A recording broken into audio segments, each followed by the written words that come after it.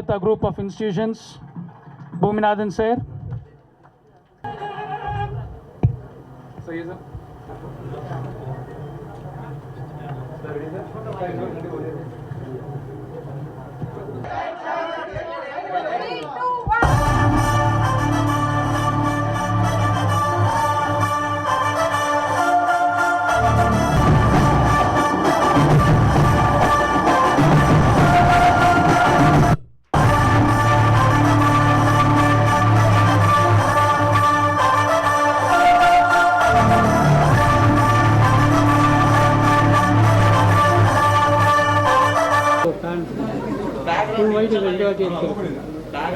காம்பேக்டாக அவ்வளோ இது நல்லா காம்பேக்டாக இருந்தால் தான் தெரியும்.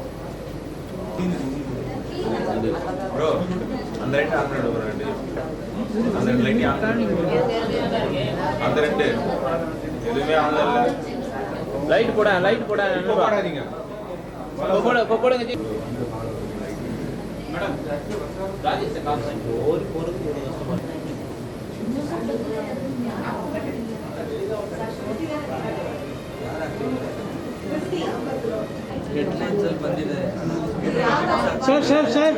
Sir, 1 second.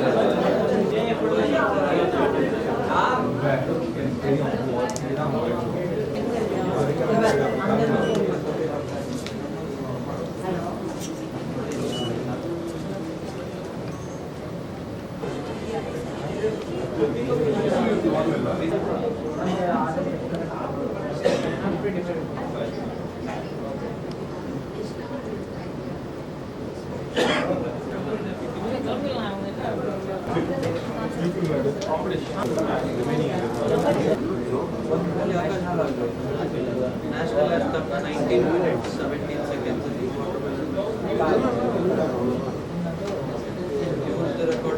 ரொம்ப சந்தோஷமாக இருக்குது. இன்றைக்கி இந்த விழாவில் நானும் பங்கேற்றதில் எனக்கு ரொம்ப சந்தோஷம். ஏன்னா இது வந்து நம்ம முதலமைச்சர் அவர் நாயகன் முதல் ஜனநாயகன் வரை, அதாவது ஒரு இளைய தளபதி முதல் முதலமைச்சர் வரை அவரோட அந்த லைஃப் ஜேர்னியை தான் சிற்பக்கலை விழாவாக நம்மளோட ஹோட்டல் மேனேஜ்மெண்ட் ஸ்டூடெண்ட்ஸ் தானே சார், ஹோட்டல் மேனேஜ்மெண்ட் ஸ்டூடெண்ட்ஸ் ரொம்ப அழகாக செதுக்கியிருக்காங்க. அந்த ஒரு ஃபங்க்ஷனுக்கு, அதாவது என் நண்பன் ஒரு முதலமைச்சர், அந்த முதலமைச்சரோட ஃபங்க்ஷனுக்கு என்னை கூப்பிட்டது வந்து உண்மையிலே நான் வந்து சென்னை சமர்த்தாக்கும் பூமிநாதன் சாருக்கும் உண்மையிலே ரொம்ப கடமைப்பட்டிருக்கேன். ரொம்ப ரொம்ப நன்றி சார் என்னை கூப்பிட்டதுக்கு. ஏன்னா எனக்கு ரொம்ப சந்தோஷமாக இருக்குது. சந்தோஷத்தை தாண்டி எனக்கு ரொம்ப பெருமையாக இருக்குது. ஏன்னா அது ஏவியில் கொஞ்சம் தப்பாக சொல்லிட்டாங்க, 30 வருஷம் இல்லை 35 வருஷம் நட்பு இது. ஸோ இந்த 35 வருஷம் நாங்கள் எப்படி ஆரம்பிக்கும் போது என்னெல்லாம் பேசியிருக்கிறோம் அப்படிங்கிறது எங்களுக்கு தான் தெரியும். ஸோ அந்த லாயோலா காலேஜுக்குள்ளே அங்கே தான் எங்கள் நட்பு ஆரம்பிச்சது. அந்த நட்பு ஆரம்பிக்கும் போது எவ்வளோ மனசில் இருக்கிற ஆசைங்கள்லாம் நம்ம பேசியிருக்கோம். ஆசைகள்லாம் பேசிட்டோம், ஆனால் அந்த ஆசைகள்லாம் நிறைவேறும். அந்த ஆசைகள் லிஸ்ட்டில் இது இல்லவே இல்லை, முதலமைச்சர் அப்படிங்கிறது இல்லவே இல்லை. அது தானாக ஜனங்கள் வந்து உருவாக்கி கொடுத்த ஒரு விஷயம். ஜனங்களுக்காக அவர் ஏதாச்சும் செய்யணும்னு நினச்ச ஒரு விஷயம்தான் முதலமைச்சர். அவர் வந்து ஒரு பெரிய நடிகன் ஆகணும் அப்படின்னு நினச்சாரு. ஸோ அந்த பெரிய நடிகன் அப்படிங்கிறது ஒரு ஆசை, ஒரு கனவாக இருந்துச்சு. அந்த ஆசை, அந்த கனவு நிறைவேறுமா அப்படிங்கிறது அன்னைக்கு 35 வருஷம் முன்னாடியே ஒரு பெரிய குவெஸ்டின் மார்க் தான். அது உங்கள் எல்லாருக்குமே தெரியும். நிறைய பேர் அவரை விமர்சனம்லாம் பண்ணியிருக்கிறாங்க நடிகனாக ஆரம்பிக்கும் போது. அது எல்லாத்தையும் உடச்சி, எல்லாத்தையும் தாண்டி பியூர் டெடிக்கேஷன், டிட்டர்மினேஷன் அப்படின்னு தான் நான் சொல்லுவேன். அதாவது வைராக்கியம். எது நடந்தாலும் சரி நம்ம விட்டு கொடுக்கக்கூடாது. எது நடந்தாலும் சரி, எவ்வளோ அசிங்கப்படுத்தினாலும் சரி, எவ்வளோ நம்மளை போட்டு அமுக்குனாலும் சரி, எவ்வளோ நம்மளை பின்னாடி தள்ளினாலும் சரி, நம்ம 4 படி ஏறி 10 படி கீழே இறங்கினாலும் சரி, நம்ம மறுபடியும் 14 படி ஏறி மேலே போய் நிற்போம் அப்படிங்கிற அந்த ஒரு வைராக்கியம் தான் அவர் மனசுக்குள்ளே என்றைக்குமே இருக்கும். இது நான் வந்து இன்றைக்கி அவர் முதலமைச்சருங்கிறதுனால மிகப்படுத்தி பேசலைங்க. சத்தியமாக உங்கள் எல்லாருக்குமே தெரியும் நான் பேசுகிறது உண்மைன்னு. ஏன்னா அவ்வளோ ஒரு வைராக்கியம் அவர் மனசுக்குள்ளே இருந்திருக்குது.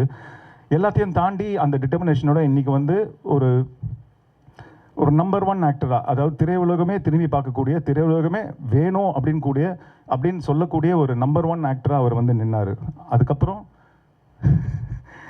சும்மா இருந்தவரை நோண்டி சொராண்டி பிராண்டி விட்டுட்டு அதுக்கப்புறம் வந்து ஐயையோ வயிற்று வலிக்குதேன்னு சொன்னால் என்ன அர்த்தம் சொல்லுங்கள்.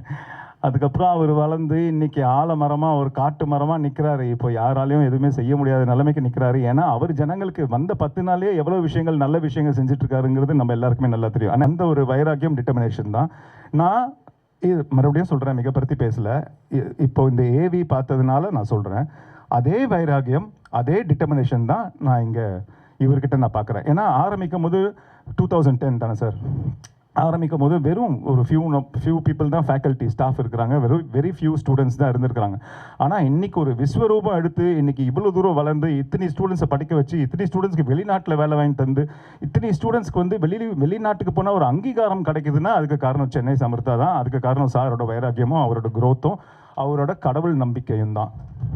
அந்த கடவுள் வந்து அவர் கூடவே இருக்கிறாருன்னு நான் நம்புகிறேன். ஏன்னா இத்தனை ஸ்டூடெண்ட்ஸை படிக்க வச்சு அந்த பெற்றவங்களோட கனவை அவர் நிறைவேற்றுறாருல்ல, அப்போ அந்த பெற்றவங்களோட பிளெஸ்ஸிங் எல்லாமே இங்கே வரும்ல.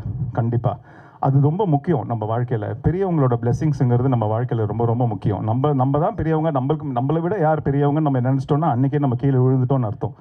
அது வந்து இப்போ சார் பெரிய ஆள் தான் சொசைட்டியில், நிறைய காலேஜ்லாம் வச்சுருக்கிறாரு, நிறைய ஸ்டூடெண்ட்ஸை படிக்க வைக்கிறாரு தான். ஆனால் அங்கே ஒரு சாதாரண ஒரு ஏழை பேரண்ட் வந்து மனசு குளிர்ந்து அந்த தம்பி நல்லா இருக்கணும் அப்படின்னு யோசிச்சாலே போதும், இங்கே 10 மடங்கு அந்த பிளெஸிங் வரும். அந்த மாதிரி ஒரு பிளெஸிங் தான் இவருக்கு நாளுக்கு நாள் வந்து கிட்டத்தட்ட எத்தனையோ 1000 பேரண்ட்ஸ் கிட்டேருந்து வந்துட்டு இருக்குதுன்னு அப்படின்னு நான் நம்புகிறேன். ஸோ எப்படி அந்த முதலமைச்சர்கிட்ட நான் அந்த ஒரு வைராக்கியமும் டிட்டர்மினேஷனும் பார்த்தனோ அதே தான் நான் இங்கேயும் பார்க்குறேன்.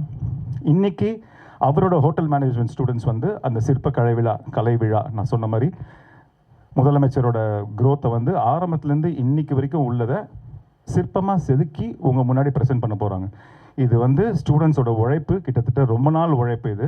அதனால் தயவுசெய்து எல்லாரும் அதை அழகாக கேப்சர் பண்ணி அதை அழகாக ப்ரொமோட் பண்ணணும் அப்படின்னு நான் ரொம்ப தாழ்மையோடு கேட்டுக்கிறேன். ஏன்னா அது வந்து அந்த ஸ்டூடெண்ட்ஸோட உழைப்பு மட்டும் இல்லை, கம்ப்ளீட் இங்கே இருக்கிற சென்னை சமர்த்தாவில் இருக்கிற ஃபேக்கல்ட்டி, பூமிநாதன் சார் ஃபேக்கல்ட்டின்னு ஸ்டாஃப், இவங்க எல்லாரோட உழைப்பும் அதில் இருக்குது. இது எல்லாத்தையும் தாண்டி அந்த பெற்றவங்களோட கனவு அதுக்கு பின்னாடி இருக்குது. என் பசங்க அன்றைக்கி கஷ்டப்பட்டு ஒரு விஷயம் செஞ்சுருக்கிறாங்க. எப்போ ஃபோன் பண்ணாலும் சிற்பம், அது அந்த வேலையாக இருக்கிற அம்மா, அந்த வேலையாக இருக்கிற அப்பா, அந்த வேலையாக இருக்கிற தாத்தா, அந்த வேலையாக இருக்கிற பாட்டின்னு சொல்லியிருப்பாங்க. ஸோ இவன் என்ன தான் வேலை செஞ்சான் அப்படிங்கிறத வந்து அந்த பேரண்ட்ஸுக்கும், அந்த கிராண்ட் பேரண்ட்ஸுக்கும், அந்த அக்காங்களுக்கும், அந்த தம்பிங்களுக்கும், அந்த தங்கச்சிங்களுக்கும் கொண்டு போய் சேர்க்க வேண்டியது வந்து உங்களோட கடமை. உங்கள் வீட்டு பிள்ளைகளாக நினச்சி இது நல்லா ப்ரமோட் பண்ணி கொடுங்க. ரொம்ப ரிக்வெஸ்ட் பண்ணி கேட்டுக்கிறேன்.